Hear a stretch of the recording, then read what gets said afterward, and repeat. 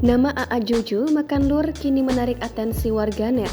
Hal ini karena dirinya mereview sebuah warung makan khas Betawi yang membuat pemilik warung makan itu mencak-mencak tak terima.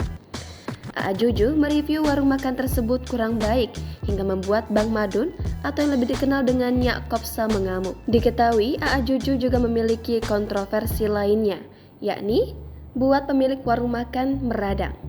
A.A. Juju menilai warung makan khas Betawi Nyak Kopsa memiliki aroma tidak sedap karena berlokasi di sebuah sungai.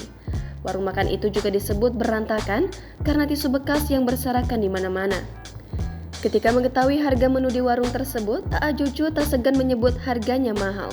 Hal yang membuat lebih mengecewakan lagi adalah makanan yang disajikan dalam keadaan dingin. Tak sampai di situ, ketika hendak membungkus makanan, A.A. Juju berujar hanya diberikan kantong kresek saja. Menanggapi review tersebut, Nyak Kopsa merasa kecewa karena tak mendapat konfirmasi lebih dulu dari A.A. Juju. Disinggung Farida Nurhan. Food vlogger Farida Nurhan rupanya ikut campur dalam permasalahan A.A. Juju versus Nyak Kopsa.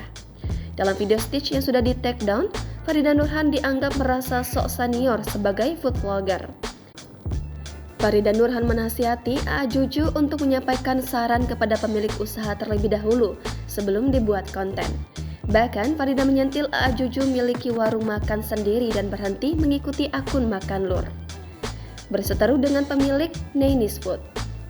Pada Juli 2023, A.A. Juju juga mendapat kecaman setelah mereview salad buah Neinis Food. Usai makan salad buah dari Neinis Food, A.A. Juju merasa lidahnya gatal-gatal dan menjadi merah karena nanas di dalamnya.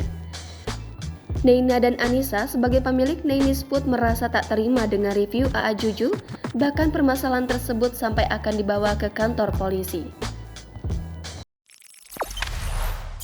Jangan lupa subscribe, share, komen, dan like ya!